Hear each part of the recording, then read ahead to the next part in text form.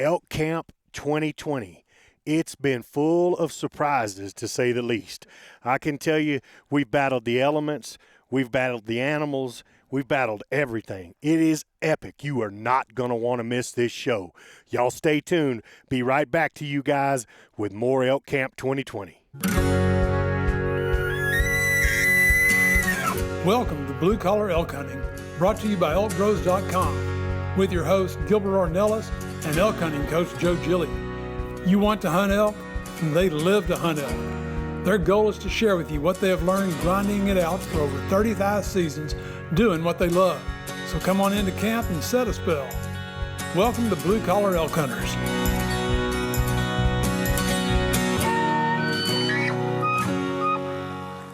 Grinders tuning in, thank you for listening to the Blue Collar Elk Hunting Podcast. Our goal is to share our knowledge and help you flatten that learning curve so that you too can have some of the very same incredible experiences that have given all of us here at ElkBros a lifetime of memories. If you like what you hear or see, you can get all of this information plus so much more from our Base Camp Elk Hunting Training Camp, the first in a series of online courses from our Blue Collar Elk Academy.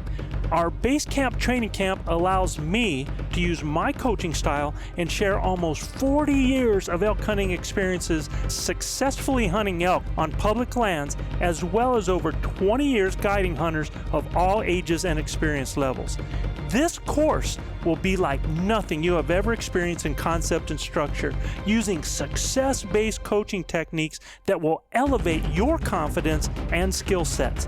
Our camp will prepare you specifically from that final moment most in your control, those final minutes or seconds the elk is in front of you, backwards through each step and level, allowing you to see, visualize, understand, and relate every coaching point to what lies ahead, the next step, the next thought process, the next success.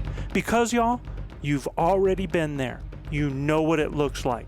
By tapping my 30 years of teaching and coaching experience, our camps are developed considering multiple learning modes with text, visuals, audio, as well as video. And Base Camp will benefit those new to elk hunting all the way to the 10 to 15 year vet. So if you are looking for that one thing to help you fill that tag this year, invest in the most important piece of equipment there is, you and your elk hunting knowledge. You can find the Blue Collar Elk Hunting Academy and the Base Camp Training Camp at ElkBros.com. That's ElkBros.com. Keep dreaming of the screaming, believing in achieving, and most of all, keep grinding. Welcome back to Elk Camp, y'all. I'm Gilbert Ornelas, host of your show. We got our elk hunting coach right here, Joe Gillia. We got the Venezuelan Mafia in the house who have scored. We'll talk about that here in just a second. We've got Luis Gonzalez and Manano Grateron and the Pennsylvania cat killer himself, Brendan Houlihan. That we've been so close this week, man. I'm telling you, this guy and I've put the miles in. You guys can see here, if y'all can see behind me, or some of the photos you'll get to see here on the next podcast. We've been dealing with 3 inches of snow the last 2 days. It's been epic, huh, Joe? I mean, Joe's been hunting up here 40 years, 40 Joe, years, man. and have never seen it snow on September the 9th. And I mean, it's been crazy, our conditions. We don't have these conditions in December, man. So, I mean, when we're having to worry about everything freezing, we wake up and everything's under a layer of snow. It was a dry blowing snow. In fact, our tent collapsed, basically. Yeah. We were up at, what time, 2 in the morning? Yeah, Joe got up like Sasquatch trying to beat the snow off the tent, and I thought Sasquatch was coming in. I'm telling you straight up, man, I was going for my 40 cal. And Joe, he don't have his hearing aids in, so when I'm asking, Joe, is that you? He ain't saying anything, so man, I'm starting to get the hog leg out, right? I mean, I'll tell you one thing, it's been crazy. Busting on the the guy that's disabled over here. Yeah, he's got such a handicap, let me tell you, man. You know, we show up to elk camp. Joe and I set things up, kind of try to help cut our way in here, get things rolling, do some scouting for the guys coming in. And, you know, day one, I mean, we walk right up the trail. He bugles. Bulls go off. We're in them. We just run into a little bit of bad luck, and we just had some sets that came in that were thick, and we just couldn't get the shot off. Had a really big 7x7. He called him in to me at about 38 yards, but again, I did everything I could to try and move and get postured up to where I could get a shot off. We just couldn't get it done, but.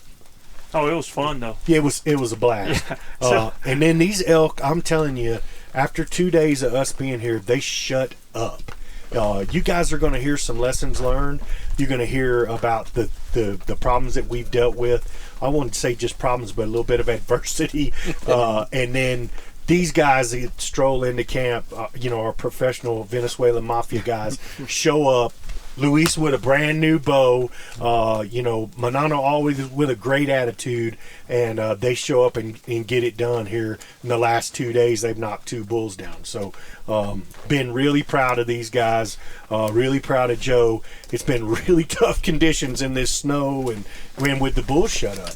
But, you know, Joe and I, we decided yesterday that we'd just go out and try to do something we've never done, which is cut tracks on these animals in fresh snow. And, man, it was epic, dude. You know, I've never done anything like that. We always talk about, you know, everything that whether it's a windy day, whether it's a drizzling day, whether the elk are talking, you can find all kinds of excuses, or you know, you make that lemonade out of lemons. You find what is going to benefit you at that time.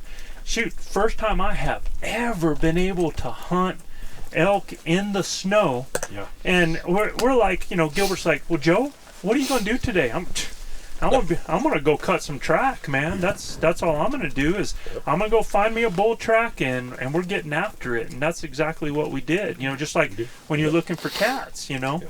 And it was a blast. I mean, we didn't get to, and let me tell you guys, it seems like to me, especially in these kind of conditions, I think that's why the elk shut up. I think that barometric pressure, that changed. Because, so we're in elk camp, the first 2 days, hotter than heck. Yeah. Right? Yeah. Definitely. And we get a weather report that, you know, in 2 days, it's going to drop to 23 degrees. Yeah, 18. Yeah, low 18 of 18 degrees. And then said snow from 4 to 8 inches. 4 to 8 inches. And we're like, there's no way. Yes. How is that even possible? How can that happen, man? Yeah. I mean, in New Mexico, if you don't like the weather, wait 5 minutes. And it'll change. And not only was it 1 day of weather like that, it was 3 days of weather like that. I was going to say, I've been waiting 5 minutes since 2 days ago, and it's still pretty cold. And, you know, we were like, holy crap, you know, and a lot of people were, well, I'm going to hunker down and wait this out. And we were like, well, we took care of everything. Mm-hmm. You know, we took care of everything at camp. Mm-hmm. Our tent was collapsed, and we had, I mean, the tarp was coming down. We had snow on everything in every crevice because it was a dry, powdery snow. It blew in everywhere. Luckily, our kitchen area, we had put walls around it, and that protected a lot of stuff inside there. So that was genius of you guys, man. That getting that up was huge. We had some help. Yeah. So, you know, I was like, well, Gilbert says, well, what should we do? And I was like, Bud, man, I'm friggin' winging it. This is the first time. And other than cutting track, we did not change our tactics. Still cow calling, still doing our location bugles, those types of things. So that part didn't change. It's just we used the track to get us in where the elk were. Yeah, you know, when Joe said that, Brendan and I decided, Joe said they were going to go low, go south. Brendan and I had been having some success getting around some bulls up north, and so he suggested us do that and just cut some tracks and get after them, and I've never done that. So Brendan and I went to the top, and we hadn't got halfway to the top when we saw some fresh tracks. I mean, real fresh tracks. Then we get to the top up there, and there's even more fresh sets of tracks with some big bulls in there mixed in. And I mean, you could see the urine on the ground and where they pawed stuff up. I've got several cutaway videos with Brendan and I made in these situations, and we just started dogging them. And we knew we were getting close because when we get there, their urine in the snow would be fresh and sitting on the snow, and their scat would actually make a cylinder going down through the snow, and we'd be like, wow, we're getting close, you know. And I knew the direction that they were headed in. We had the wind in our face, and I'd never done this before, but we actually caught up to those 3 bulls, and we're coming down a ridge, and I happened to look up, and man, there's a 300-inch bull staring us in the face, you know. And I told Brendan, we were 94 yards from him. I told Brendan, I said, we're busted, dude. I mean, there's nothing we can do. When they got eyes on you, man, there is just nothing you can do. I'll tell you one thing, what I learned in the snow is they're going to hear you coming, because their body temperature actually melts that snow as they step. Ours doesn't. And so we make a big crunching sound. For us, I learned something, that if I figure out a direction that they're going, it's probably best me to cut around them, try to get in front of them, and try to cut them off, because they won't hear me coming that way. God, they meandered so much. They did. I mean, 2 or 3 times. We thought they were you going think to they're going in a specific direction, and then all of a sudden they're cutting a different way. They did so much meandering. It looked like the bulls were kind of rounding some cows up at some point. Because there were smaller tracks with them. But I mean, I bet we had 8 or 10 sets of tracks in there that just with 3 or 4 bigger ones, you know, that we thought were bulls. Then obviously when we saw the trees destroyed and stuff like that, and the ground raked up. But it was really interesting when you found the pea with bloody pea. And you go like, hey, there is a hot cow here. Bulls are around, and so what he's saying is I actually found, I mean, you'll find elk urine, and I actually excuse me, I actually found some urine that had blood in it. It had, you know, you could see a little bit of blood in the urine. A little bit of red. So that cow was coming in heat, and I told him things are getting ready to happen, y'all. And sure enough, now where that snow was crunchy when we went out at 11:30 or 12. Because what we did was, with everything the way it was, we had to take care of camp first. We had to take care of ourselves, you know, make sure that that we had enough cows in us, because we were going to hunt midday to dark. And actually that ended up being the best time, I think, because the animals were bedded for a long time in the morning, and then when they weren't, they went to a destination to bed. So when we started doing that midday hunt, they were already where they were, or they were moving into the areas that we wanted. So, and what we want to do out of this podcast today is, we're going to share our camp with you. We're all here. We're all grunged out, man. We haven't hit the shower since the snow hit. We're not so fresh. So we got that not so fresh feeling. We're going to talk about our camp. We're going to talk about the elk, how they were for the last few days. We're going to talk about the kills. We're going to talk about lessons learned, and then we're going to tell some other things. So this is a podcast I think you're really going to enjoy, because everything that you're going to hear today is from things that we are encountering, a lot of things that we are learning as well, you know, and we're just winging it on some of real, this, right? I mean, it's just 100% real, happened here. You know, we've ran into hunters that have known us on the podcast, and I mean, so we're just real guys, you know. We're nobody special here. Decided to bring some really cool content to our listeners and do it here from Elk Camp. And it's again, you can see, I mean, we all blowing smoke here. This is it, and I'm bundled up. Y'all got to know, you know, I'm hot by nature. So if I'm bundled up, it's freaking cold. I can tell you that straight up. But you know what I want to lead into is how we got started. And you know, want to give a shout out to Chav. He's back there cheering us on in Cimarron, and we've been updating him. He's doing well. He's doing really good. We've been updating him every week. He's really proud of the guys and all of us, how we've pulled together and helped one another. You know, and Luis got us started off. You know, we found some elk up there in that corner, knew that they were there. So this is on day 2 of the hunt. Yeah, day 2 of the hunt. So in elk encounters every day. Yeah. But the elk were really acting weird, man. Yeah. Now, still are. We're used to it, and people always ask, what do you do when the elk are quiet? Yeah. You know, you have to just, especially, I mean, not only were they quiet, but we had days before the storm hit. It got windy, right? Mm-hmm. You weren't going to hear anything anyway.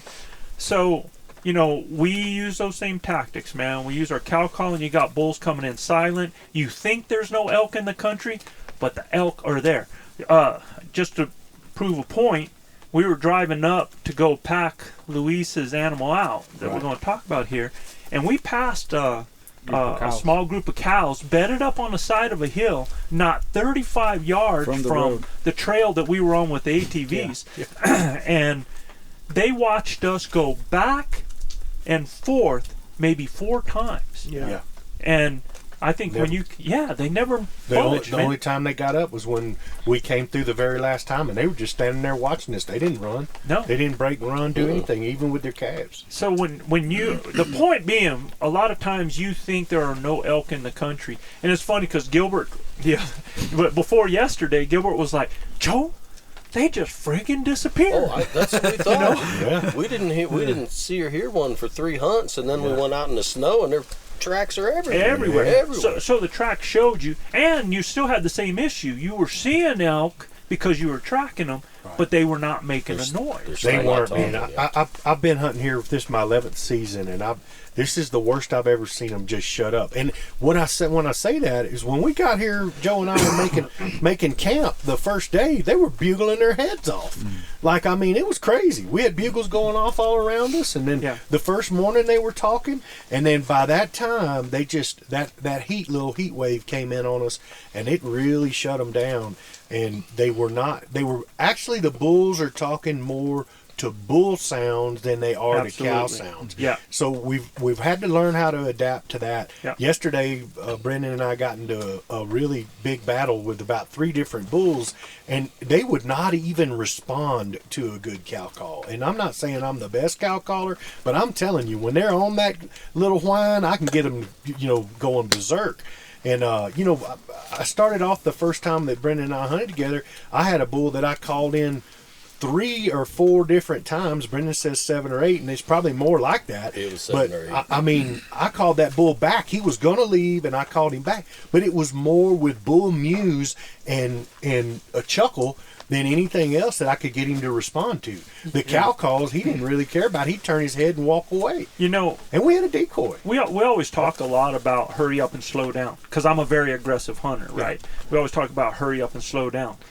It's in the opposite mode when the elk are like that. Definitely. And here's what I mean by that, slow down and hurry up. Yeah, you got to slow down and hurry up, because I'm not able to tell you. Gilbert even brought up one time, because I would be cow calling and do a little setup, trying to get something to talk, and we wouldn't hear anything. So we'd start to go, and we'd come around a tree, and there's a friggin' bull staring at us because he's coming into the calling. He is reacting, he is responding. But he's there. He's there. I mean, right. When we think they're not there, they're there. They're there. Yeah. In that first episode where Joe and I ran into those bulls, they didn't say a word. Nope. They came in silent, and there was a big herd bull, a big mature bull with them, and the only sound he would make would be a bark chuckle that sounded like a monkey. And I mean, it was, oh, and that was it. It was like, what in the? I looked at Joe. Joe's behind me. I looked at Joe, and I'm like, help. I'm like, what do you do with that? And then you guys think that my chuckle is horrible. Yeah.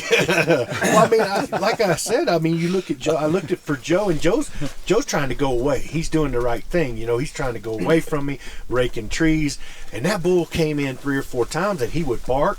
And he would chuckle, and what he's wanting to see Joe. He's wanting to see what's making all that noise. And for me, every time he'd turn and walk away, I'd just softly, like bull mew, cow call, soft mews, and he would turn and come back. And I'm like, same thing with Brendan's bull.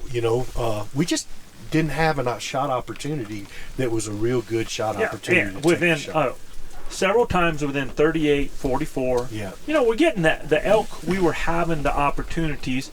you made a decision not to shoot through a bunch of crap or shoot one time at a bad angle. You made the absolute correct choice. Yesterday, I had a spike within 30 yards easy, and it just was not the shot I wanted.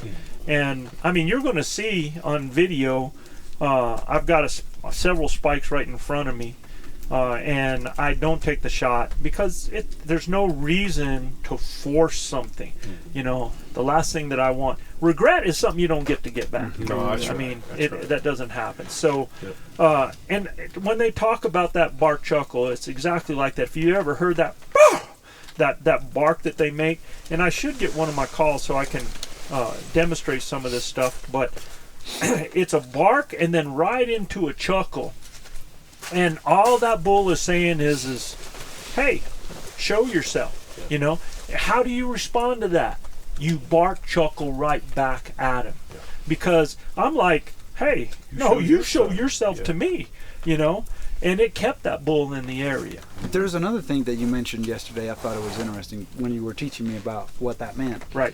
Is that also do a couple of cow calls and kind of walk away a little bit to where you keep them interested and keep them come in. If you kind of stay at the same spot, it's like, okay, well, it's who's going to come in, who's going to show up first. But if you kind of walk away a little bit, you may force the situation to where that bull will come. And when we get into who's got the greater will, when we get into yesterday's episode, we're going to talk about the lessons learned, and because it's really awesome that you're just now gaining your confidence. In fact, I think your confidence is there in your calling. Now it's all about the nuances of what to do with some of that. And which was really cool. And we'll talk about, because Luis wanted so bad to call in a bull for me. I mean, he wanted that so bad, and he was giving it his best shot. And so there were a lot of things we got to talk about that are going to help you guys after that. So we came in. It was hot. Things got really quiet. The guys, when they got in here, same thing. I'm not able to tell you how many times we would basically be doing a little scenario and guys not give it enough time or not be aware enough after we did the scenario. And a lot of times in your mind you go, oh, nothing's out there. And you just start walking and boom, there they are, right? And it happened so many times. So there's a lesson for you, a lesson from the Elk Bros. I mean, coming straight up from mistakes that we make. And when I say we, most of these mistakes happen because Joe Gillia is I'm just so friggin' aggressive, man. If I don't have something happening in an area, now I'll do scenarios when I've smelled an elk or I've heard a small peep or anything to give them away or track like we did. We set up and did with track. Then we'll do a scenario for a long time and really be looking. That's what we did yesterday. And that really worked well for us. But I'm going to tell you, there is a hurry up and slow down where you're out there, you call, man, you close that gap and then you slow down. And I want to, like yesterday, I'm going to do a little quick segue. Yesterday, you heard a bull sound off, and you said, Joe, about 500 yards. And these guys have gotten real good at approximate distances, right? So I figured 400 for sure, right? So if he's saying 5, I know 400 is at least going to be the spot. So right away, I start doing a beeline. And I don't know if any of you guys do this, but here's what I do. Is I start taking off and I count my steps, and I get 100, 200, 300, and I'm at 350. I put on the brakes. I went from hurry up to slow down. See, at that point, though, we're just sucking wind. No doubt. No doubt. Yeah, Joe puts the 350 on you before you know what's going on, and you're about ready to hyperventilate when you get there. Like 3 speeds. Seeing little bitty stars coming out of your eyes. In your eyes. I don't know how he could even Dark bugle, vision. But if you want to know how far you've gone, count like your steps. is you can count those steps. And even if you're doing here this way, zigzagging, count them anyway, and it just gives you an idea. Do you count them in English or? Because it gets tricky there for us, man. For me, Joe, after 100, it's just like, you know. For me, Joe, give another 100. For me, it's getting half. Right. Yeah. I try to get half and see if I can get another response. See, but for me, I have a hard time getting half in response. It depends how hot that bull. Now, if that bull's sounding off, I'm not having to worry, right? Right. But sometimes I worry that when I just go halfway and ask for a response, they've already pinned me down a little bit. So now they've already started your way too, and they're way closer than you think they are. Yeah. And once they have you pinned, now if they stay quiet and I'm going, I didn't get that response, and I go to cut again, now they're looking in the area where I'm at. So that's only one reason sometimes, but a lot of times you're just looking for that. I know you're looking for that reassurance of where they're at. Right? No doubt. Yeah.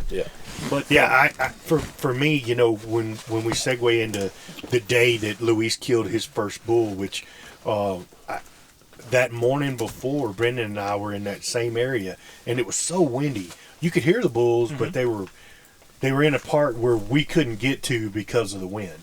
And so I just told him, let's back out of there and make us a little round. And everything, you know, what we do is driven by the wind. And sometimes you got to go with the wind to cut it to come back to hunt, right? So there's been a whole lot of that going on because nothing's been really constant.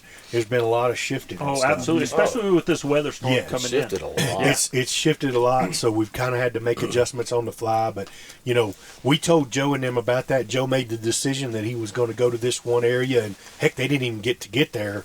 And I'm gonna let Luis tell the story. And you know, it was a really cool day, full of anxiety and full of anxious moments, but a great jubilation at the end of the day with the brothers, right? So this is the second day of the hunt, yes, sir. right? First morning of that. I mean, the morning of that second day, right? Last year, you guys killed on the first day. Second day. It was the second day of your hunt as well. Yeah. So we're right in mode here, that's right?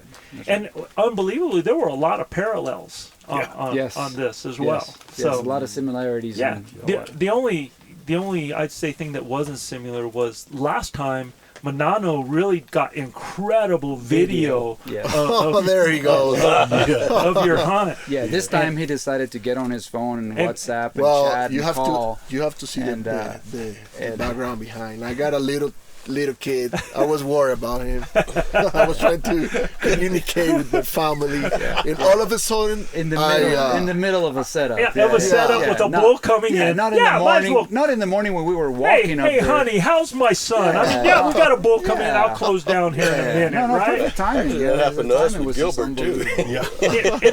During this podcast, I want to talk about the pros and cons of cell phones because that's something that I think is a good time to talk about because that has really changed a lot of things, man. So don't let me forget to talk about pros and cons of cell phones as we go. But tell us your story, man. Yeah, so we get up really early that morning. The plan is to go to an area that Manano and I know well, that it requires a lot of physical challenge. And so we're like, whew, you know, taking deep breaths and getting ready to get up there and getting psychologically prepared. So we drove up to as far as we can get with the T-Rex. Yeah. And then it started walking that way. As soon as we turn off that T-Rex, we started hearing bugles, and the bugles were relatively close. So we kind of start telling Joe where the bugles are coming from, and so we start heading that way. But Joe tells us in the way, he's like, "Hey guys, I know we're hearing bugles here, but this is not really the area that we're going to concentrate. We're going to be working the area that that we normally." The one that Manano and I are afraid that takes a good solid not afraid, walk. Scared. Yeah, and afraid and scared. Well, and so that everybody understands some background is that when you hunt public land in New Mexico, there's you're surrounded by private properties. You have areas that are downwind from you. You've got different hunting units and boundaries. And just because we're hearing an animal across in another hunt unit I don't want to stop from going and hunting in an area that they might not be in that area. In the public land area. Unless it's a situation that is hot and on the dot. Which you said that. It's like unless we have an opportunity that is absolutely clear, then okay, things may change a little bit. So we get to that very top of that area there, and shortly as we start walking in, Manano and I hear sparring. We hear bull sparring, and we tell Joe, and so Joe gets a little closer, and it's daylight. It was dark, and daylight starting to come up. Yeah, that gray light, right? And gray light, and then you pull your binoculars, and then you certainly spot some bulls drinking water in a pond. Drinking water in a pond in public land.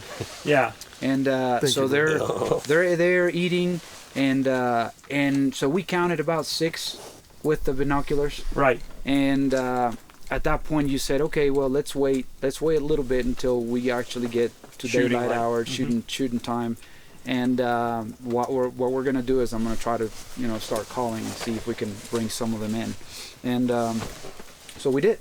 We waited about you waited about 10 minutes or so, and then you started calling. Yeah, so it was 5 minutes to legal shooting light, and I was like, I'm gonna start, because I figure any action that happened after there would get to us by shooting light. Right.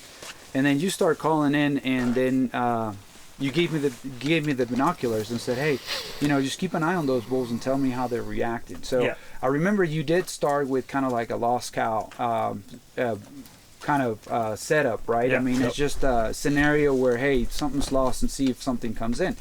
And I told you I could see the bulls all turn their heads right to where we were at, right? And so just so everybody understand, we're walking a tree line, and on the right hand side of that tree line there's an open pasture there. And the open park, and we're at the top. But then there comes a hill all the way down, and at the bottom that's where that pond was. Even more cool about that is where the animals are, it slopes up to where there's an apex where we were at, and then it behind that goes down again. So you can actually I could be behind Luis doing all kinds of calling, and there's no way that I could be seen by the animal, right? And then again, we're just on that tree line, and it's just tall woods, on the other side where we were calling from, because we didn't want to be out in the middle exposed. Right. So you start calling. They have us pegged as far as we definitely got their attention, but I see one of them just kind of not so sure about what was going on, and one of them starts kind of wandering off. Because I started doing some aggressive calling. I started doing some displaying, sounded like a hot cow, blah, blah, blah, right? And at that point I tell Joe, I said, hey, Joe, one of them is kind of going away, but the other ones are still locked in. So you changed your tactics at that point as far as what you're doing to call them in. I went from more of an aggressive stance or a breeding stance to more of a herd. Yep, you started that herd, and a passive bull with some cows around and stuff like that. And man, one of the bulls just started kind of come in, and I told Joe, I was like, Joe, one of the bulls is coming in. So I handed Joe the binoculars, and Joe was like, okay guys, go ahead and set up. So I set up in front of you, not too far from where you were, but I just didn't like where I was standing. Like, I stood up there because we're on that apex of the hill. Right. I didn't feel the need to get on my knees at that point. Absolutely. Because it was just gonna block my view of what was coming from below. I felt like I needed to have better visibility of what was going on. So I moved even further forward, closer to the edge of the park, to where I had frontal view, but I had a good tree behind me. Had a great backdrop behind you. Yeah, a good backdrop. And then I stood up there and just kept watching this bull, and I lost the sight of the bull when he came in because of that the geography, the shape of the land.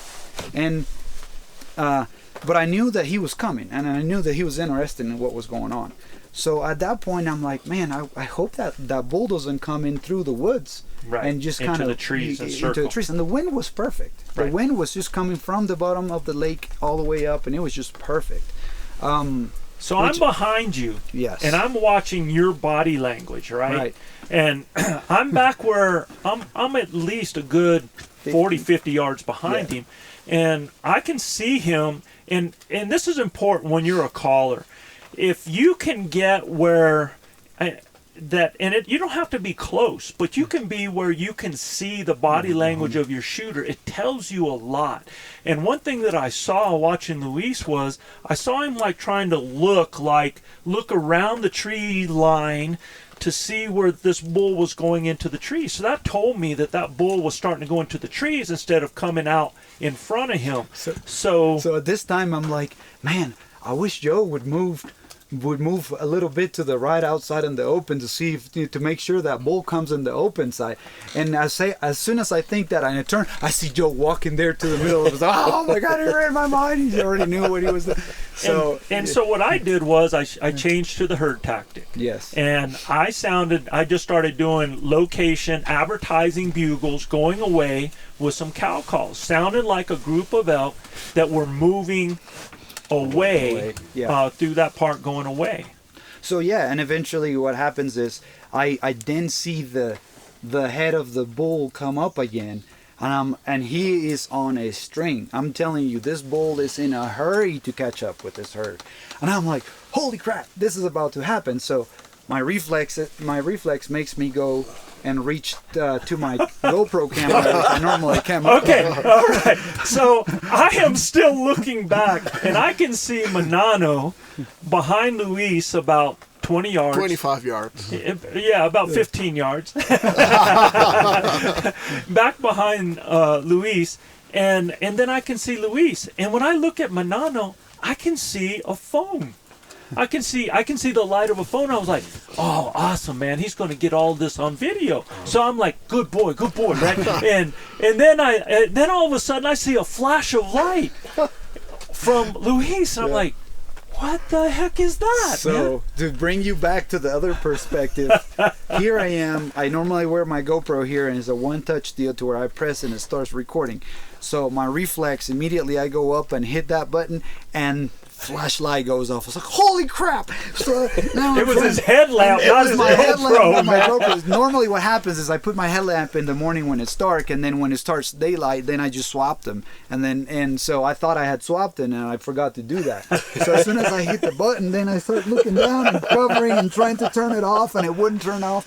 Eventually it did. So at that point I already had an arrow knocked. And he's coming, man, and he's coming fast. So my thinking is, okay, wind is perfect. Is coming this way. He's not gonna smell me, and the wind is actually strong. So he was coming in a little trail that passed in front of me about, I don't know, 4 yards. Yeah, that's how close. That, yeah. So when he comes in, I'm getting ready. I know that I cannot draw when him coming up, because his field of view, even though he was focused on Joe calling, his field of view was, and it's a frontal if he freezes. And if he freezes, I wouldn't have had a shot. So I'm like, I'm gonna wait for this bull to pass in front of me, and then make sure that he's concentrated on the front, so I can draw at that point and then shoot him quartering away. Mm-hmm. That was the original plan anyway, but it didn't quite happen like that. Right. So as he was coming in, I was paying attention to his ears too, because his ears were focused to where you were. But as he was coming closer, he actually did notice something in me being there. Uh-huh. And again, it's the whole what you say about, hey, the furniture got moved here, what's going on? Yeah. But it was enough to where he flickered his ears. He kind of turned a little bit. His ear was kind of on me for a second, and then he heard the calling again, and then he turned around. I'm like, oh, this is going to happen right here. Like, I could spit on this bull, right? Wow. The moment he was completely broadside right in front of me, I hear a crack of a limb or something. So why don't we go at this point to get another view perspective? Yeah. Manano, I think you happened to be there at that time. Well, at that point I was behind of a little pine. I was really well covered, but I didn't see this bull coming because I was. The pine was blocking the entire view trip of the bull coming out. And he was on the phone. But this time came in no time. Yeah. he was really fast. And I was watching Luis. His his. No, you buddy. weren't watching me. You were talking on the No, phone. no, I was watching you too. His buddy there,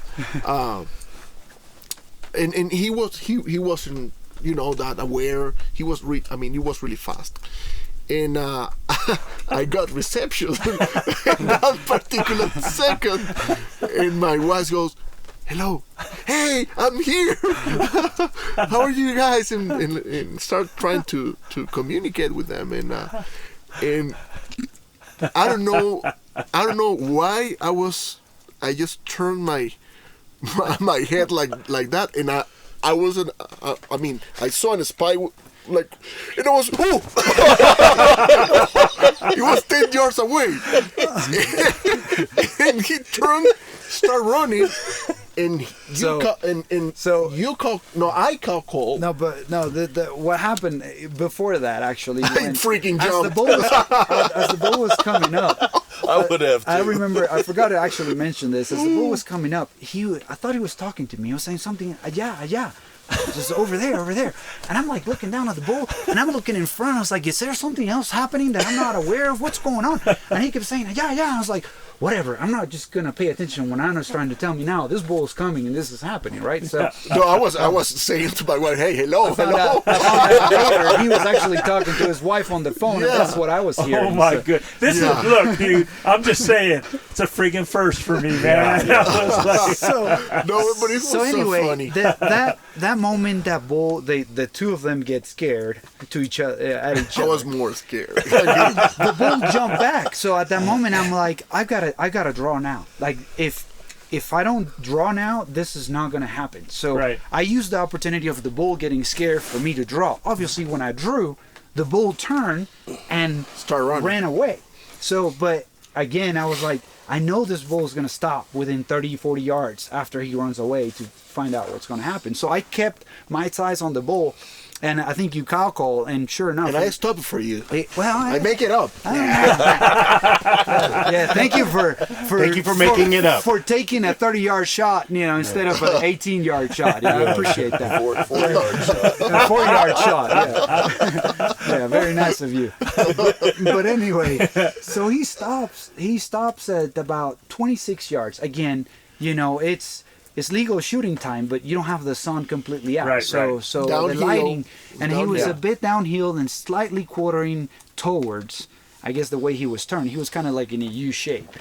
And man, there's no time to range. There's no time to do anything like that. At exactly that point, my point a lot of times about, hey, y'all, you need to practice no distances from 30 yards in, man. Yeah. I'm just saying, you got to be ready for that, right? Right. So we found out later he was exactly at 26 yards, but I did shoot him with a 30-yard pin. But again, another thing I've learned from you guys is when you're shooting downhill, you may want to give yourself, a Right. pin difference there, or to kind of help yourself out with the drop of the terrain. So, but anyway, so I shoot him, and we lose sight of the luminoc. Okay, and we're thinking, okay, it was a full pass through. The sound was terrible. I mean, you heard crashing, but immediately after the shot, I knew the shot was I felt the shot was a little high, and saw maybe that a one. little forward to where I would like that shot to be. Right. And he immediately just kept on running, and he took running down the hill, and Really it was a fast. spike. It was a small young spike, and he just starts running down the hill. And super fast, and I just hear him just like a horse running, and, Galloping. and he goes, he just keeps on going. Oh my God, man, why are you running so much? So yeah, so Somebody get me a rifle. We've had that thought a couple oh times. man, so at that point I'm excited, I'm shaking. You guys will, we caught some of that on video with Joe because Manano was still on the phone probably. So anyway, I'm shaking, but at the same time, something is like, it's just that one shot that you're not 100% sure of, right?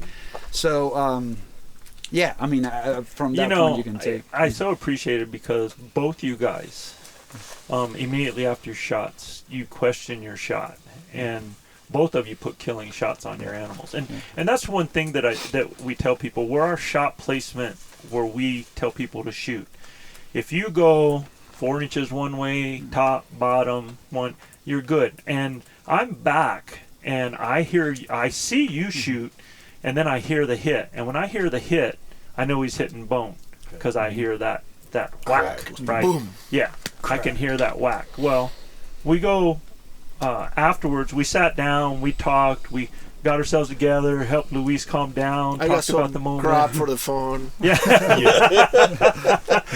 Still, it's all good, bro. Hey, For years to come. yeah, in years to come.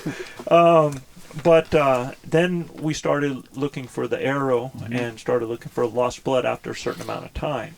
And, Manano thought for sure we had a pass through. And we never found the arrow. And we were looking for the arrow. And I told them that, because they said the Illuminac disappeared. Yeah. And I truly believed myself that from the sound that I heard, that and there was so here's the other thing. Not only we did not find the arrow, but there was very little blood. And there's a with that fletching, type of hit. and there's a fletching with no blood, no Right. nothing. That we brand find. new fletching in front of where the animal was standing. Right. So when I put together all these things, and I want you guys to think about this, is that you hear a loud crack. He shoots it right in the area, but a little bit, he says, forward, so probably 4 to 6 inches, with the animal facing to the left, 4 to 6 inches to the left of where he wanted to hit. And again, no blood, no arrow, right? So to me, that immediately says shoulder blade. And it says that he probably did get penetration all the way through, but most likely the arrow was sticking out on the other side. This is, in my mind, what I'm seeing. Now, if that happens, if that arrow's sticking out on the other side, it can be sheared, okay? Or it can be in and sealed around and keep, especially on a high shot, it's a little bit higher. Both lungs are going to fill up, but by the time they do, that's not going to come out. So you're in a situation where you got kind of plug going on. And he's like, well, that animal ran for a long way. Well, guys, I'm going to tell you this. If an elk is shot in the woods and he has to dodge trees and stuff, it's a totally different thing than if he's open field. If he's in an open field and he has an arrow sticking out that's acting like a whip on a horse. Right. So, I mean, I guarantee you that animal in an open field ran 300 yards in 20 seconds, maybe, you know? I mean, just got after it. So that's why he covered so much ground. In the woods, if he wouldn't have had open, he'd have been down under 100. yeah, you know, for sure. Yeah, because it had the distraction of avoiding and getting through. Difficulties. Yeah, the difficulty there. So when the animal ran, he ended up crossing over onto private property. And this is where our anxiety came from. So what it meant then is we had to contact, before we could enter in, we had to contact the private landowner and get permission to be able to proceed. And, you know, luckily we were using a SAT device, a Solio, because where we're at, we have no Reception at all. Well, Milano had some of them. Up on top of the and actually we actually drove to an area to use Manano's phone to try to call the landowner, but it was Labor Day. Nobody was in. Nobody was around. Yeah. So I had his phone number, and I texted him, and from the SAT device, and he responded, and he just needed to find out about his hunts and his guides before he could give us permission. So it was a wait, and A long way. Yeah, long wait. and it was a long wait. It was about 5 hours, and 6 hours.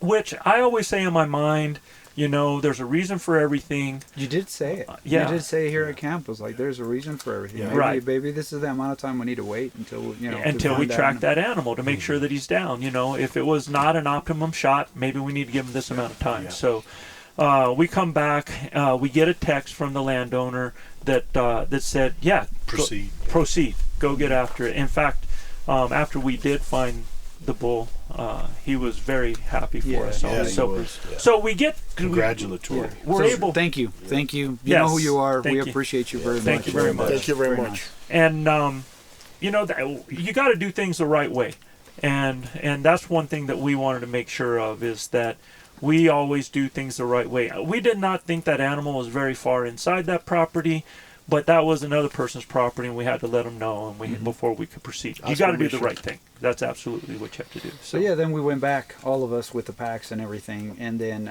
we got to the last blood, and then Brendan and Gilbert stayed just to try.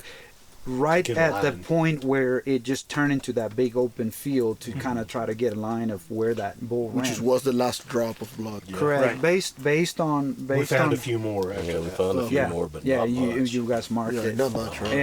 And based on where I heard, I mean, it was just once it gets to that open field, it's super hard to find more blood because the animal is running at all it can give it. Yeah. And then it's just grass, and Right. it's just like being able to find Needles droplets. in it. Yeah. So here it's was just- another benefit of the 5 hours, yes. because what we're doing is we're splitting up Yeah. to go check different entryways, the easy ways that a bull might see to get into the woods from that field.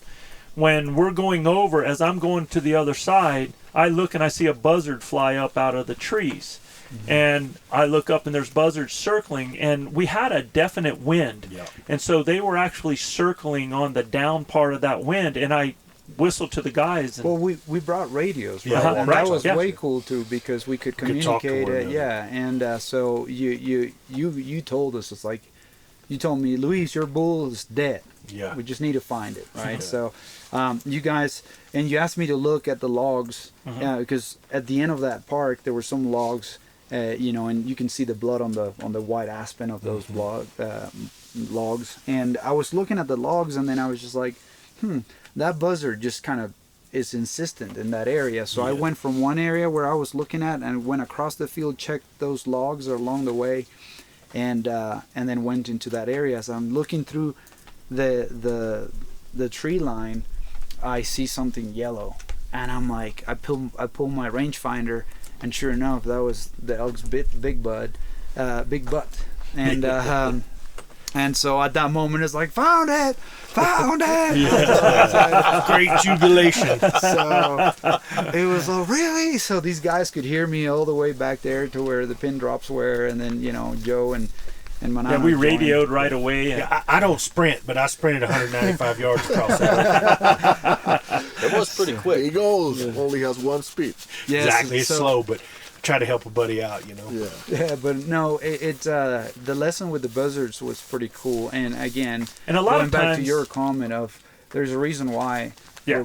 Probably if we would have started looking for it Could've right bumped away, him. we could have. No. We could have bound. I think he died relatively quick because of the way we found him. I mean, Yeah. he was was crashed piled in. up. It's not like he was bedded or anything like that. He crashed into the woods. That was actually his death run. Yes. So that bull's both when I went and we were when we were quartering him up and stuff, I went into the ribs and both lungs were nothing Yeah. but a giant bloodshot. Yeah, and So- then when we actually were cleaning it up here at camp, really we were half an inch.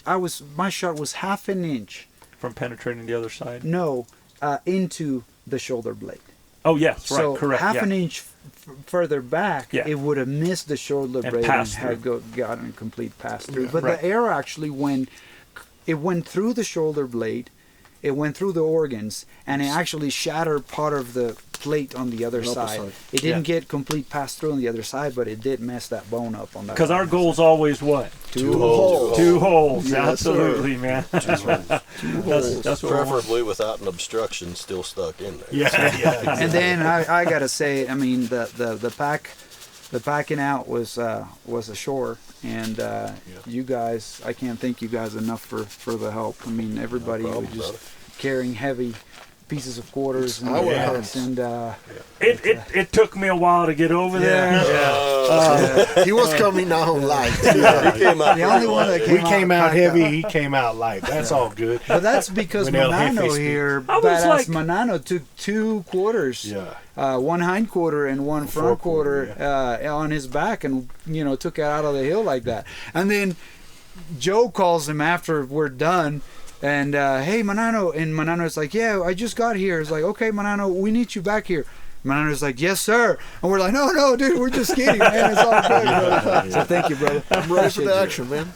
Yeah, well, and I was He doing the compensated math. for the phone I thing. thought for sure I had a quarter to take out because I'm doing the math. Manano left, Gilbert left, Brendan left. Me and Luis are here. That equals one more quarter in the head. And I'm like, what the heck? I had the most important part. I had the Lomos with me, so you had to watch me. Yeah. Yeah. No, everybody helped out, and it's neat, guys, because when we walk into a kill, it's all of us celebrating as brothers. It's all of us helping each other out. Everybody's packing. Everybody's pitching in and helping out. So you guys are working in the meat tent, and you get your elk all deboned in the cooler, which is awesome to watch that process, because when we do something like that and we're that close to a vehicle, we keep skin on. That meat was already, that animal was cool. The way he went down, he was not lying on a side so that one side could stay hot. He was actually crashed over some logs in an upright position When he was in in the some shade. trees, Yeah, it's in real the good shade. And the day was cool. Yeah. The day was cool. So everything worked out great, and we went ahead, got it off, got it to the vehicle, got it to camp where you guys skinned it out, deboned in the cooler. Boom, we're good, and we're ready for the next day. Except for immediately that night, temperatures started falling. Started dropping hard. Yeah, we went back out, and I think you started prepping for For the freeze. We stayed here. for the freeze and digging the fire pit and all So that. we had That was finally after 4 years asking for the fire pit. I was able to We get actually had a fire yesterday, Yeah. guys. first drastic times call for drastic measures, and looking at a three. I mean, look at this, right? Yeah, this is noon, right? And when we were looking at the forecast of what we were going to have to do with temperatures and snow, Be prepared. it was looking to be a bad situation, because we were going to have to wear the warmest stuff we had. We're going to have to stay dry. So first thing I did, they went out hunting that evening, and I prepped for the apocalypse, man. I got a fire pit going, went and got a lot of firewood, got it all stacked up so that we can make sure that we could That's stay when warm. we got the tarps And right now, we're here bundled up, got the little buddy heaters. You can see our breath, and it's literally the warmest it's been in 3 days. Oh, yeah. This is the warmest it has been in 3 days. Yeah, We got actual snow melting and fog rolling in right now. It's quite the day, I'm telling you. right. And the last few days have been quite the day. Brendan and I went out that evening, and man, I'm telling you, these elk were just in a funk. They weren't talking a whole lot, and then It was real windy that night. and it was real windy that night. We actually heard a couple of bugles to let us know that we're in the right area. We just got to keep pushing forward. And the next morning we get up and it is snow tent city, man. I mean, holy smokes, snow everywhere, and it was unbelievable. So we spent a half day just cleaning and getting snow off of everything and prepping ourselves and getting a fire and getting warm and getting food. I mean, it was at that different. point it's about survival mode. Yeah, you're trying to make sure you take care of yourself, right? Yeah, and everybody else. So. Yeah. And then that segues into Joe saying, let's go cut some tracks. Y'all heard some of that already. And then we'll get into Manano's famous bull kill. And that was tremendous. I mean, in a situation where it's raining, it's, all kinds of things. Everything's against you, really. Oh, man. With the elements and everything else. And these guys, they pull out another one. And had several other... It was bulls unbelievable and, last night, bulls. and so we take out of here. It's about 11:30, I believe. 11:30. So we're going to hunt midday all the way through the evening, and our goal was go cut track. I told the guys I was hoping to find more than a single track, because I knew that if we could find multiple tracks of cows with big track in there, that meant that the bulls were splitting off, or if we could find multiple bull tracks together, that means they're in that buddy mode, and that makes it a little bit easier than just a single that's hanging out, because a lot of times those singles that are hanging out have split off. They're no longer in buddy mode. They're in that transition. So we're searching out a certain kind of bull, either a bull that was with cows or bulls that were in that buddy mode at that point. So we go out and we hit one track early, a single track, and didn't stay with that one. And we kept moving, and We actually spotted. you actually spotted Before we stopped. Yeah, before we Yeah. stopped with the four-wheeler. Yeah. So we're going, and Luis is like, Joe. And we stop, and he said, I saw some bulls right over there, you know, something moving through.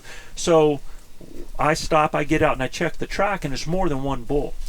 And the way they were headed, it was kind of what Gilbert said before. So my strategy was, especially the way the wind was, I don't like to go right behind tracking. You hear something over there? I just caught a whiff, and then I looked over and saw my the elk. bull Oh, sitting yeah. there. Like, So a lot of times, especially the way that snow at that point was still crunchy. So those animals are smart when they meander. They'll meander in a way where they can check their back trail a lot. Deer are really good at doing that. So instead of doing that, I wanted to circle them and either cut their track or be where we could see them. Get close to them, yeah. Yeah. So we proceed to get the wind right and go around, and I do, a huge cut, and we never cut the track. It was like 3 hours. Yeah. Walk, and they were really quiet. And so we're cow calling, we're doing all this, and it's getting a little bit later and later. It's probably, Noon. it was like 1 p.m. Yeah, it was closer to Past, 2. Yeah, past, Yeah. And so we're circling back because I'm like, dadgummit, man. And let me tell you something about these animals. A lot of times when they get boogered, especially in high-use areas, people think that they just go and they're gone. But they don't, man. They just go so far, and they just wait to see what's going on. They'll check their back trail, and then they'll go back to feeding. So I started us going around, and we never cut it. And I'm like, dadgummit, they stayed in that area. So we start circling back around and get back into there and cut their track. And at that point, we're back on tracking. Now, snow is starting to melt a little bit, right? And we And but we at that found point them. is where we started to find their beds and where Yeah. they and Bees, the bloody strong, bees. Yeah, the Right. the smell was strong, and Yeah, the urine. we kind of were like, oh, these guys are hanging out around here. Right. Yeah, so when we saw where, like you had talked about, a bull had been raking in the ground and tearing it up, and then we saw the bloody urine. I was like, wow, man, things are getting ready to happen. Well, shoot, we didn't go. We were there. We did a setup there, right? Yeah. Because of what we found. And because of the setup, we started getting answers. Yeah. You guys tell me, well, we've got one 500 yards this way, we got one 400 yards this way. So we started to proceed, right? We started cutting the distance. And, I went for the 400 yarder and counting my steps, taking off. When we got about 300, we stopped and Set up again. and we started giving some calls, and we got a chuckle on one side, We got and we got a mules bull and- mew on the other, right? Yeah, but they weren't moving. They weren't coming in. They were stationary And staying to put. it. Yeah. Yeah. Staying put. Yeah, wanting you, especially the one. So we took the one that was on the best wind side, and we started going there. And he had the advantage because he was up on a ridge, and we're in a burn area where he can see the activity. So when we get up there, he's just looking down, and You spotted him. I was like, man, it took me a while to see It him. was like and 400 yards. he was far. he was far up. away. thought. He was up on the ridge, but he did something that. I think when I spotted him, he was down low on the side of the hill, But then he did something that helped us out that is another lesson. And and I'm going to refer back to this bull was up on a ridge, right? And we had done a little bit of calling, and all we got was chuckles or a bull mew. So when we see this bull, we're just watching him, and I watch him go up and over the ridge. Well, at that point, I told the guys, I want you to go right, and I pointed the tree out. I want you to go right at that tree up there, because that's where we went over, and then I'm going to try to bring him back over, because a lot of times those elk will come back The same way they left. to the because that was their last That was safe place, Yeah. right? Yep. So I wanted them to get there. Now I wanted them to get there, and this is one of those hurry up and slow down moments. But these guys are still so used to their style that they were being very quiet going up, on this side. And I wanted them just to haul butt up there, and then as they're getting to the rise, then slow down. Hurry up and then slow down. There's something to do with style and something to do with altitude. Two different things. Two different things. Yeah, because That was fast for us, bro. the two ridges that we're on, they're not little bitty ridges. These are, I mean, like that. That was a hike. And it was very rocky going up to it, right? And With snow covered with ice and everything else. Now, Slippery. I want to point out to you guys something that was in my mind as soon as I saw you get up there, because I saw you get up to the top of the ridge. And then once you got to the top of the ridge, you were moving. Now, this is with the bull on the other side. You were moving down the ridge on top of the ridge. So you skylined yourself the whole time. So you made yourself extremely visible to that bull down there at the bottom. If he heard anything, he would look up and he could see, because it makes it easier when you're skylined. In other words, yeah, but the thing is, We've had some technical difficulties. Technical difficulties. that's all right. We'll get the it. thing is, we found the tracks of that bull Right. going all the way down to the ridge, Sure. straight down, and that's why we decided to follow the trail. And at that point, you kept walking in parallel Right. with us. He did find the tracks up there, and so we started to follow the tracks of the bull in Okay. the snow, that direction. Awesome. That's great. But that wasn't, to your point, that wasn't the only bull in the area. Right. And other bulls could potentially see us, if Sure. and there was, we could have probably done it differently. And just a point for you guys that when you are moving in on animals, if you have an animal talking, you either want to move a little lower on the ridge side or on the back ridge side, just so you're not as easy to spot. That's just something for you to remember. The old timers used to say all the time, don't skyline yourself. So that's just a thought there. So I see you guys moving, right, and down the ridge. And so I move up in position and I start calling from the back side of the ridge, trying to pull the bull back to look over top of the ridge. So the top of the ridge had kind of a little bit of a slope down. So to your point, you were in the top of the ridge, but behind us, Right. at the higher area, and then we were walking down through the top of the ridge. Right. Okay. So we're at that point, Manano. And it was your day yesterday. Oh Tell my us God, about it. It was a beautiful, beautiful day. It was we were in a burn area, and then Luis is trying to give me some crap, and I don't know why. I don't remember why. Because you were he always breathing. give me There has to crap. be a You were reason. breathing. Yeah. It doesn't have. You were breathing, You dude. were breathing, bro. Oh, I remember why. I was from freaking cover, like with my. Oh yeah, because he couldn't hear anything. Because Oh, he yeah. had And so he many was like, layers. I was like, Hey, remove all that crap in your head and your hair. And it was, hey, what's going on, man? You killed your bull, man. get all that crap out of your head, man. And we kept walking, and Joe making some bugles, throwing some bugles, and at that point we hear bugles far away. Now that you didn't have all that stuff in your head. Yeah, right. He was only 200 yards at the time, right? No, the other bugle was far away. Oh, was okay. The one on the Yeah, on the left ridge. the one we were following, he went silent. He went quiet. He wasn't. I remember I called you. I said, crow. Like, I don't know how Yeah. you can call it that. Crow call. Crow call, yeah. Yeah. And Joe started to move towards us, and I heard the bugle, the same bull we were after. He was like 250, 300 yards away, and I said, Joe, the bull's still there. And he said, okay, set up, guys, and I'm gonna start calling it. And Luis was behind me trying to Film. get a good film.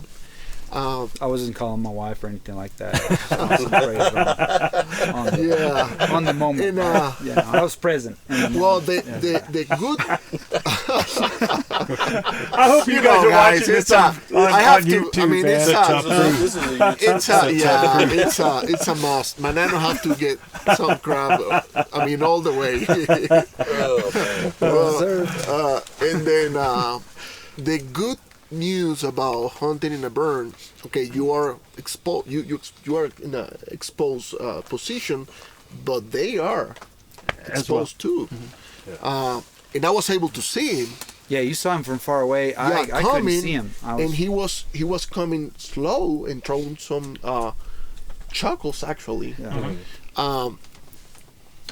We were ready, but because I saw him coming, I walked, I don't know, 50 yards, 40 yards towards him, and I got a really good spot. Right. At this point, Joe kept throwing bugles, and he kept responding with chuckles and slow and low cow calls. I don't know. It was like a barking or. Yeah, it was a bull mew, is what he was doing. He was bull mewing, it was weird. So and so that I'm going to the location bugles in the cow call. That's been the best for me. Yeah, nothing aggressive. Just want to, again, go back to the herd mentality. And so I was back there sounding just some location bugles, and that's where I was getting responses from him. So I was giving him what he wanted. Yeah, and then he was at the point where I can see him well, and he came coming really slow, and and he was coming with the head like that, and through the horn. It looked like a moose coming in. Yeah, it was looked like a moose, and with the with big the head, antlers. and Yeah. going like Antlers. that. Antlers. That's right. Here you go, Joe. I'm And learning, the man. last time I ranged him, he was 50 yards, and I just ranged the tree where I thought it was the potential pass through, and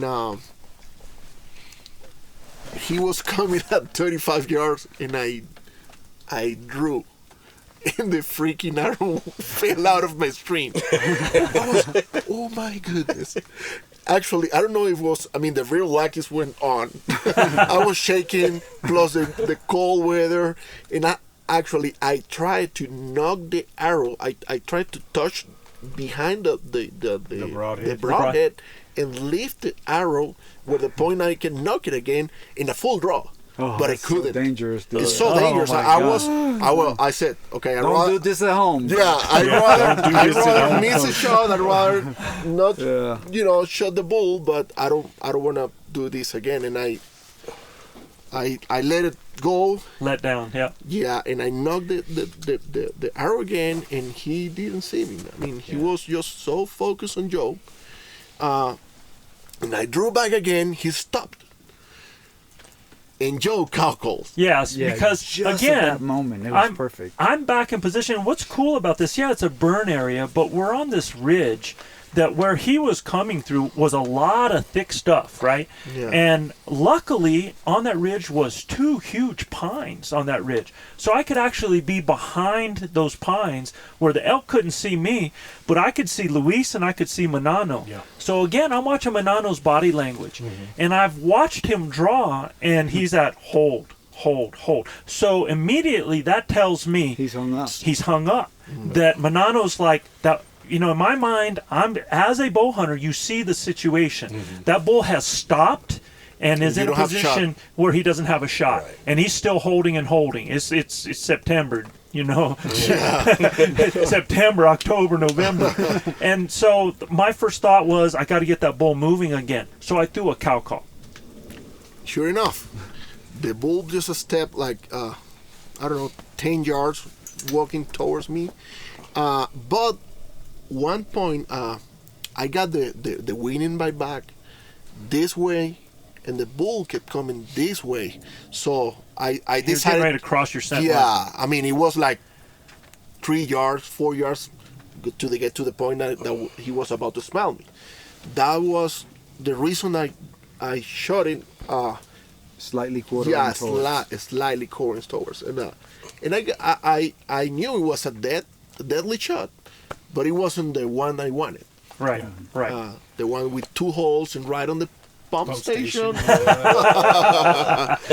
But Hey man, he's sitting right over there. right there. Okay? Yeah. I don't care how we got it done. We got it done, right? Yeah, and it was a great shot, actually. And this is all on film, y'all. You're gonna love. It's Yeah. fantastic. you did a video. great job. Yeah, Even it's though I fantastic video. screwed it up for you, Yeah, but that's you all did a right. great job. I know how it works. But I mean, it was really close. It was, I don't know, 25, 22 Right. yards. And you never ranged it. No. The last time in range, it Just was before. was a big pine. Trees. Yeah. You And I knew it was 30-something yards, and then he crossed and it was 10 yards Closer. closer, Inside and I just, okay, this is a 20. He's close. He was close, man. He looked so big. coming Actually, through. Yeah, he I looked used all my close on pins. it. I put all my pins here. And I got it. Which one? All of them. I pulled all my pins right in the shoulder, and I cut it loose, and boom. But It sounds. from the video, he looks close. Yeah, he was. Yeah, I was. You And, know- and he had a huge body, and he was Oh like my gosh. huge body. bull. Yeah, Louis, we carried the hindquarter out, right? And we did a little, like if you're carrying a hurt person. Yeah, I Kinda took like my a hammock, poncho yeah. and I Sure. tied knots on it, and we put it in the inside, and Yeah. because it was very rocky and dangerous. man, So no doubt. we did it like that, like a little ambulance thing, you know. And we took the 1/4 out, the 2 of us, you know, and then when we came back, he's like, bro, I think I could do this, man. And I think by the time, it's a good thing it was only 100 yards, man, because yeah, by the time he got to that thing, it was Yeah. like, it was a heavy, big bull. I mean, Well, big, heavy bull. Yeah, and after I just shot the bull, he jumped and he was really sick. He was Yeah, he really, started walking away. Yeah. Just not feeling good. Yeah, actually, I took another arrow out of my quiver, and I was almost able to get a second shot Right. to make a second hole. Right. But he went into some pines, and I was watching him. I don't know, 35, 40 yards away. Yeah. Yeah. But at that point, another bull. You spotted another bull coming. Yeah. From the same direction. From the same direction. And I say, hey, tell Joe the other bull's right and there. at that point, I'm kind of filming, and at that point, I turn and I look at that bull coming. And I'm like, oh crap! So I was like, yeah, I need he to was, get. I don't know, 70 yards away. And I was running the risk of that bull seeing me walk all the way back. But at that But point, if you don't, it doesn't yeah, matter, yeah, right? Yeah, exactly. So at that point, I'm like, well, Nothing to lose. whatever. Yeah. I just got up and I started kind of walking back to try to get to Joe and tell Joe, hey, Manano did shoot the bull. Seems like an okay shot. You get back down there. There's another bull coming, and I'm gonna try to stay back here and see if I can pull that bull in. Right. So at that point, I was shaking between the virulacus and the snow. I sat in a big old rock with the snow. I got my But all wet. oh my goodness! I was shaking with the virulacus. I couldn't, stop. That's awesome. So when he says virulaques, it's a term for buck fever. Yeah, that it's a was Venezuelan. your father. Yeah, it's my father. Yeah, it's actually a term created by his dad that is Yeah. going to now be an international term. Oh yeah. Okay, yeah. so The Yeah. virulacus is a terrible. It's a great experience, but if you are in a cold situation, you're gonna feel weird. so when I see this, I see Manano shoot, and I hear the Did you running. hear the- did you I hear heard, the- I heard the hit, but it was again another loud hit. Yeah. It was a loud hit. And I heard the running, and then I looked at Manano, and he just knocks another arrow, like he's looking. I'm like, did he hit a tree? And he's looking for another shot. I didn't. That's why you were asking me. Yeah. When I went back. Yeah. See if So it I was a good see shot. Luis coming, and I'm like that, and he gives me the thumbs up. I'm pointing. Is it a hit? And he gives me the thumbs up, and he goes, "But there's another bull." And I was like, and at that time we knew we were switching roles, and he went immediately to back up. I went up where he was at, and I started spotting the bull, and I could see the bull. The only problem that we had was his bull was bedded down in the area with that blood coming out, and that bull would stay, but he was real antsy about Real everything nervous. going. Yeah. And he Knew would something wasn't right. and he would feed, and he would do his, he would rake, and so I was like, well, I'm not going to sit here, man, with him doing that. So I started just moving in on him. Every time he would rake and feed, I would move up. And every time I would close in, he would start to move in a different direction. Well, so Luis, who I was very proud of, by the way. And I mean, he took the bull by the horns. He got up there, and he wanted to put on a show for me, and he was doing everything. And there's some things that, as an early caller, that we talked about. And those are important things for people to hear. Because you got to imagine, there's a ridge line that has an apex. And we are, let's say that we're on the south side, and there's a north side to it, okay? Well, I'm down on, and Manano's there, and I can see the bull in front of me. And Luis, even though we're on the south side, Luis goes over to the north side to try to sound further away and pull the bull. Well, the bull hears the commotion on the other side of the hill. Instead of coming towards us to go see it, he's going to go over the hill to view what's going on. So he's actually leaving away from me on the other side of the hill. Now, as a shooter, you should never call, right? But I have a young caller behind me, and so I almost had to go into solo mode, in a sense, right? So Luis is calling on the other side. That bull is leaving, so I take and point my grunt tube behind me and throw it back and bugle back the other way and stop him. Well, Luis hears me calling. He's like, all right, we're going to put on a show, man. No, what I'm thinking at that point was like the bull is going away, and Joe is now trying to, make sure to pull him back. And if he's calling, it's because the bull is further away and he feels comfortable calling. So I now need to make more noise back here to make sure that the bull's attention is behind Joe and not Joe. To me, it was a signal of, hey, Luis, the bull is going away. Do something else. And that's, again, me not knowing exactly. And it was the exact way you should have thought. But what he should have done was listen to how I threw my call and actually come back over the hill and down the other side to start pulling. Because I would call, and immediately he would scream again, which would kept pulling the bull that direction. So at that point in my mind is the only way I can turn this bull now is to sound more enticing as a group or as a bigger bull over here. And I was trying to up you every time. I was like, oh, you mean? No, here it is. That's awesome. So I finally got him to, and it was so funny because I'd call, and then Luis, I'd go, Luis, shut up. Just for a second, let me get him, and so finally I got him to turn and to come the other way. And he stayed in the area, and he almost committed at one point. He was close. He almost committed. Luis started adding some, and it's great effort, and I like that he's trying it, and he's just got to get better at it. But his chuckles that he was throwing in, it kind of turned him off a little bit. It's like, I don't know what that is. Yeah, he kind of locked up at that point. He was like, something don't sound right over there. So he barked. Yeah, he did later on, and so. But every time Luis would give a cow call, he would start chuckling at him. And then he would go back to the bugle. And I told him, I said, and this is what you guys, when they tell you what they want, keep giving it to them. Keep giving it to them. Right. You don't just keep hammering him with it. He could have gone silent a little bit and then done it, and he should have, he's kind of stayed in a position, right? And what he should have done was gone away. Yeah, I shifted only twice, and the reason why I shifted, it was just because of wind and where I was hearing the bugle, the bugle from the bull coming from, and where you were at, trying to make a straight line from when you were at. And but that's the reason, but not to your point of, hey, just kind of, if you make it go away, like I told you initially when I started, the scenario I was painting in my head was, okay, I want to make it sound like there is a herd here, kind of like what you did for me, right? Sure.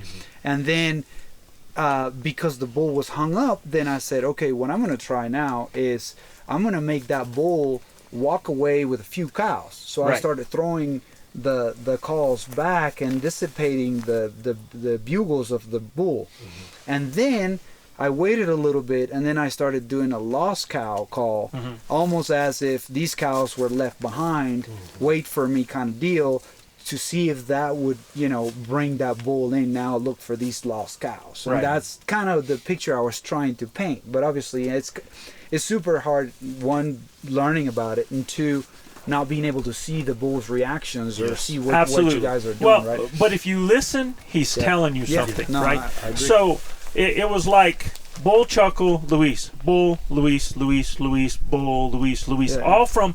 It was almost like both people had a standoff, right? So that was at one point where that bull said, bark, chuckle, like, okay, show your yourself. daggum self, Yeah, man. yeah. And where you should have bark, chuckle back at him, and then just kept moving away and moving away. Right, You know, right. and the thing is the position of your grunt tube. Like when you would bugle, your grunt tube has a natural Yes. angle going up in the air. Yes. So it just sounded loud up here instead of directional.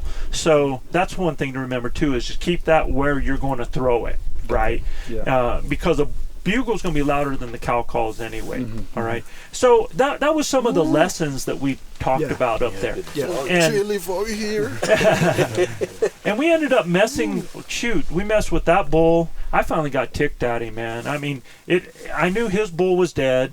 I had actually bumped his bull. Trying to get because to your- the- I got ticked at that bull, and I was like, I know we need to go track his. It's getting later in the day. I'm not going to keep doing this and risk us not getting his bull out. Yeah. So either get aggressive with it, and or, so I went straight at him, man, just screaming, here I come, baby, here I come, like that.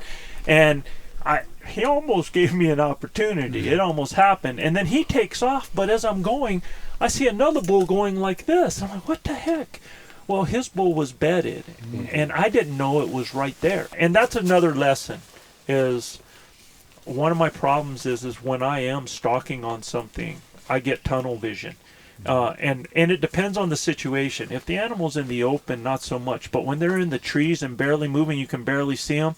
If I could hear Manano trying to get my attention in the back, but a lot of times Manano. So you did hear. I did hear you, yes. Okay. yes. You did And- not turn it. No, I did not, because if I would have turned my You lose the head, sight of the elk. I would have Yeah, lost yeah, the yeah, animal. yeah.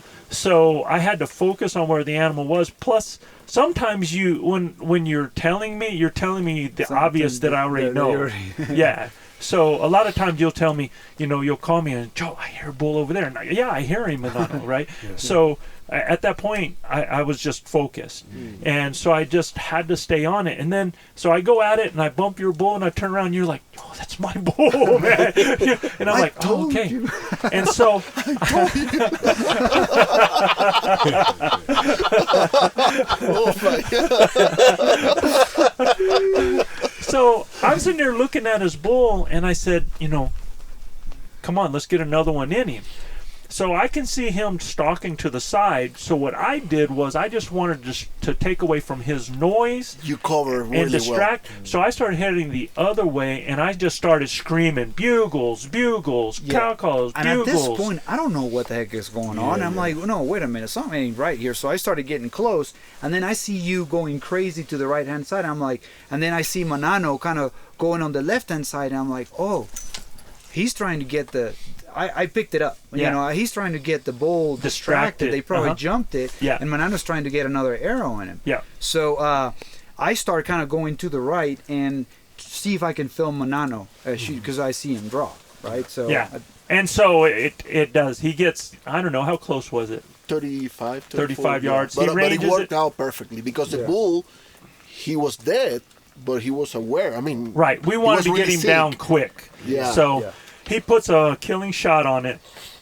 And the bull runs to go die, and I can hear the bull gurgling, right? Yeah. And I'm ready to just go get the bull. And then And Luis goes. And then I'm trying to. Joe is just looking that way, and Manano is like going, yeah. Yeah, we're all high. And I was filming, and at the time I'm filming, I'm looking at Joe. I'm behind Joe. I see 3 spike bulls come up, and I'm like, All of that noise I was making, and let me tell you what, y'all. It's kind of like that deal I told you about with Chav that time. Yeah, I remember. I'm just screaming crap. Yeah. I'm just doing all this cover noise I can. Yeah. And these bulls come into it. yeah.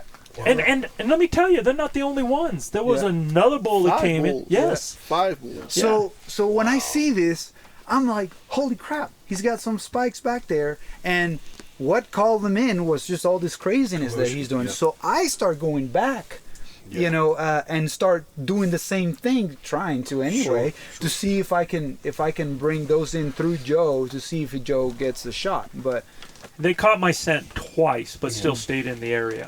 And But I don't know how, because the wind was in our favor, and on mine, I saw it, and I could tell that bull breath. was, and it could have been the blood from the bull too. yeah, that was there. that probably. But I kept seeing him lift his nose, and they were just well, really the wind unsure. was in our face. But I still had the bull at 30 yards, and it was a frontal. And then when he did turn broadside, there was some crap on it, and I didn't want to deflect an and you arrow. were telling me to go back further out in the ridge, but when I was going there, then I got below to where I couldn't see anything. They couldn't see me, and I'm like, I don't know what's going on at this point. Yeah. So I stayed back there calling again. Yeah, sometimes you just have to do that. You have to bite the bullet and Yeah. hope that the frontal person knows what's Gets it, going on yeah. and makes the move.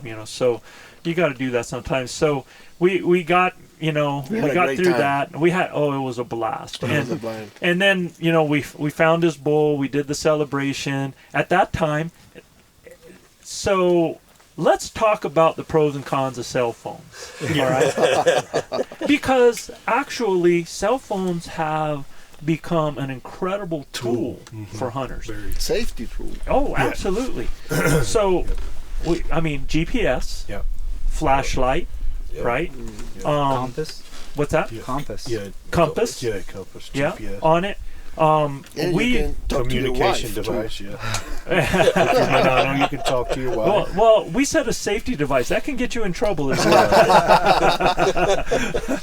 So, and we had a SAT device. We had a Zolio that allowed us Works to really well. To communicate. So you kept one with you, and I we did. kept one with us, Yeah. right?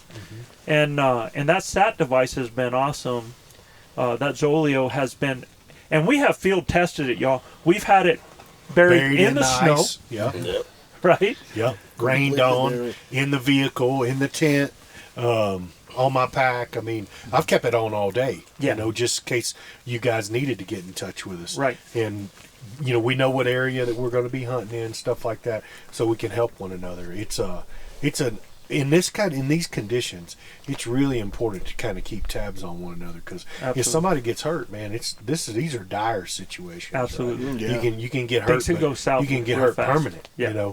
And not be here. I'm fully impressed with the Device. technology and the device, and I'll have one in my pack for sure from here forward. Oh yeah, I mean, we did a review, and we did it of the Spot and the InReach, Right. and we had talked about those. And There was a third one, I think.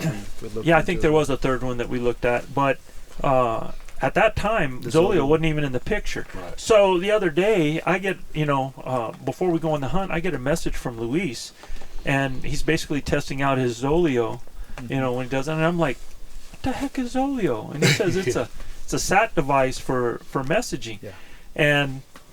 And I know Luis, and I know what kind of mind he has and how he researches stuff, so I knew it had to be a good deal, right? Right. Yeah.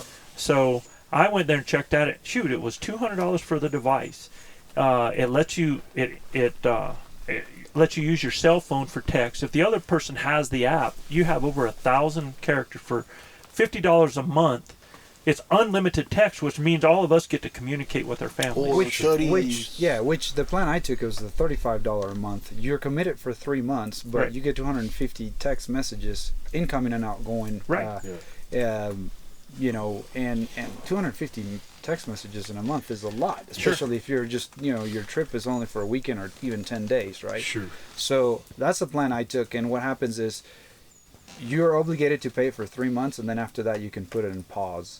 Or you can cancel or it. you can cancel it. Yeah. But I think if you cancel it, you probably have to pay the $20 Activation. reactivation fee. Reactivation, right. But if you pause it, it's $4 a month. Right. So I thought that was fair. The device has been awesome for us. Yes. I mean, we have it in the tent, and they say open sky, but yeah. we've had it in the tent, we've had it in the The vehicle. vehicle. Yeah. Yeah. I mean, And we're getting, getting text. yeah, You know, and texting. under snowy conditions. Yeah. So Under really adverse conditions. Yeah. So what are the disadvantages then of the phone? Reeling back to I think that this- Distraction. I think the phone, it's great too, because I mean, after the kill, let's talk about another advantage. Yeah. You know, after the kill, you guys were able to video. He was able to give a video message, and he was able to send it to his share with father my family, in my Venezuela, man. Yeah. Do you know what that? I mean, take that concept. A long video. Yeah. It's a long video. A heavy video. In Venezuela, Right. And then there was a point in time when all of us, and it was at a point in the hunt that we were pretty much done, and we were able to FaceTime our families. Yeah. You know, I got to meet his father, I got to meet his my wife, sister. and his mom and mother-in-law. I got to meet all those people, and I got to see the girls. You know, got to see my nephew, Tomas Jose, and I mean, and my wife was blown away that I FaceTime from the top of the mountain. So, and it's at the right moment that it is way cool, great the tool. technology, but at the same time, you know, it can be a distraction. Oh, the other thing is, it's a great filming tool. No doubt. I mean, It's your camera. Yeah, after his the video. kill. Yeah. These His cameras- video was amazing. the And- video Video, that Luis yeah. shot from that camera is just exquisite. Amazing. It really is. And, you know, it is a distraction. Brendan and I yesterday were coming up out of a park, and we're going up this hill, and I get cell signal. And I said, man, I've not talked to my wife in 5 days, like hear her voice, right? I'm going to call her real quick. Well, I got 3 bars of LTE. I call, I hit send, and I look up, and there's a cow elk walking across the trail 35 yards in front of us. And I hear her go, hello? Hey. And I'm like, dude. You know, and I hit, and Gilbert has- hang up. Dude, I looked at him, and I'm like, oh, my God, dude, there's a cow elk right in front well, yeah, of us. Gilbert has signal, right? So I'm like, all right, well, we're taking a break. So I set my bow down, leaned it up against my leg, pulled my phone out, and I'm, you know, deer in the That's headlights. That's what it was. And we're both just sitting there with our pants down, with this elk just walks across the road. And wives going, hello? Yeah, Hello? my wife's Well, I going, didn't get. hello, Are you hello, and I'm like, okay? Everything okay? sorry. I didn't get to the phone call part of it. I just. Yeah, well, how do you explain that? Honey, I had to hang I did up on you exactly because it was what an I told her. That's exactly That's exactly what I told her when I got her back after the cow incident, and when I got her back, Yeah, sure. I bet you were like, honey, no, about she- reception. No, she said, what happened? She said, it sounded so clear, and then boop, it was just gone. I said, well, I'm not gonna lie to you. I said, I hadn't talked to you in 5 days. I ain't gonna lie now. I said, I'm telling you right now. We walked up here. I got signal, and I look up, and there is a elk walking in front of me. So I really needed to let you go so we could try to get this deal done. You know, she's kind of the opinion I don't need to come home without some elk meat. So at the end of the day, it was a little bit of a distraction. So we probably need to plan our communications a little better time when we're not making. I mean, it can happen at any time out there. Absolutely. Just like it happened to Manano, just like it happened to us.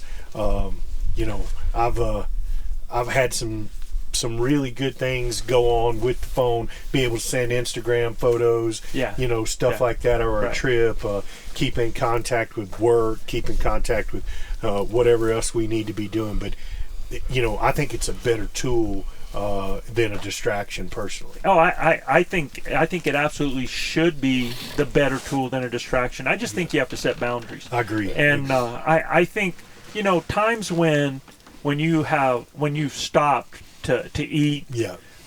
stop to take a leak or Take a break. Full or break. nature call. Yeah, when it's a break. Yeah. But when you're moving and you're cow calling or when you've you're got set up animals, and your buddy's got an Yeah. arrow nostril or something like that. Yeah, when and a somebody- bull is coming your way. Yeah, it might not be a good time to have a phone call. hey, and I'm sure that mistake. But I think this is an important thing to talk about. Don't you Oh, yeah. agree? For sure. No, I agree. I Absolutely. think it's Especially when you're partner hunting. yeah, absolutely. Especially when you're partner hunting. Because I can remember. I don't know. Was it last year or the year before that Probably we a were year over in the before. burn? It was the year before. Yeah, we were in the burn. we're going through the burn, man, and a bull is bugling, right? Bull is bugling, and I'm like, let's go, man. And I turn around back there, and Gilbert's got his phone now, and he's working the thumbs. He's got his bow, and he's working the thumbs. Like, Gilbert, what are you doing?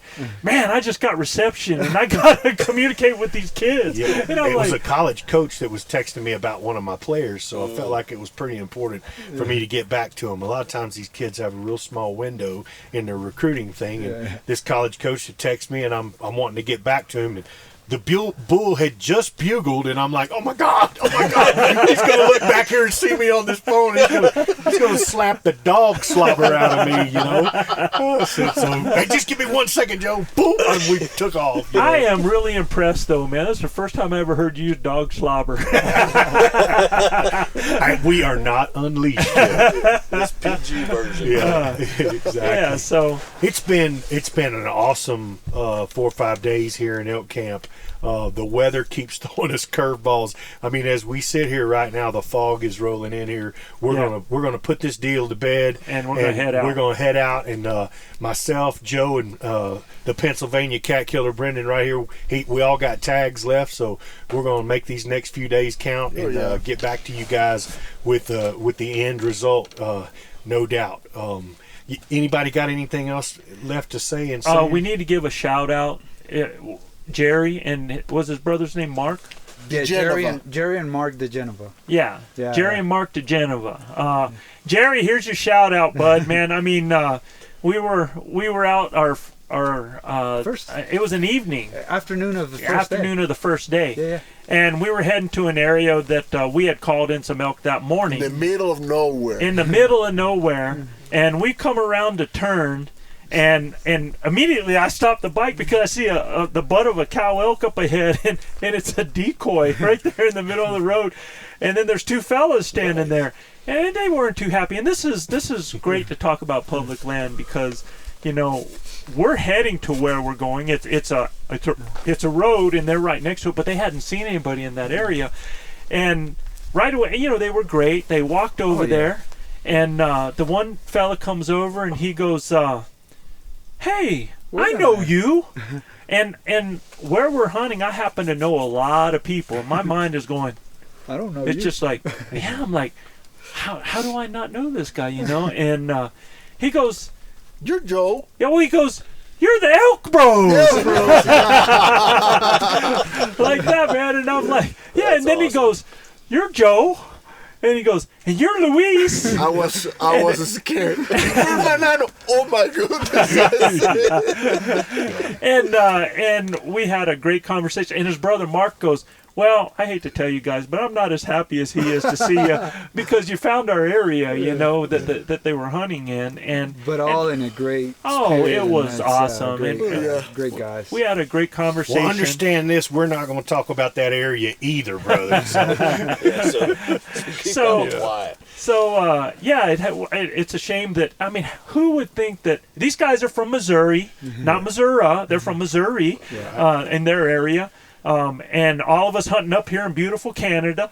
yeah, beautiful snowy Canada. See the snow. Close to Alaska. Yeah, right on the border. So, but he picked, what was it that he said about you? He was like, yeah, and you were Italian. Well, because I was like, Where's well, your an last name from? Italian guy, because he's a general, and I said, an Italian guy over there in Missouri, and he goes, "Well, you're a North Carolina Italian, come to New Mexico," and I was like, touche. This dude's been listening. Yeah, man. exactly. You know? It's always humbling to know that these people have your best interests at heart too. Oh, and they know a little bit about something. Last year we ran into Amadeo Soto and one of the other gentlemen that are from the area. And it was humbling to have those guys. Yeah, Lombaka was up there. Yeah. It was pretty we- neat. We talked for a little bit, exchanged some knowledge of the areas. You know. Yeah, they were had asking for some questions tips, and we were and happy they to were give just that kind out. of giving us information on what they had seen in the area as well, and so on and so forth. And we were like, okay, so what is your evening plan? yeah. You know, So we and we'll make ours we don't accordingly. mess it up again. And look, on the first morning, Joe and I ran into Kenneth Sandoval and his friend and his hunting partner, and I mean, Joe and them have coached in the same areas together, and Mr. Sandoval's he's high a school baseball coach. coach Over at Las Vegas, New Mexico. Yeah, so cool to see the people out here in the elk woods and enjoying what we love. It's been an awesome podcast. We're going to wrap things up here, guys. As we always say here on Elk Bros, husbands, hug your wives. Wives, hug your husbands. Kiss your babies. And keep your broadhead sharp and your powder dry. And we'll see you next week right here on Blue Collar Elk Hunting. And y'all stay warm. Peace.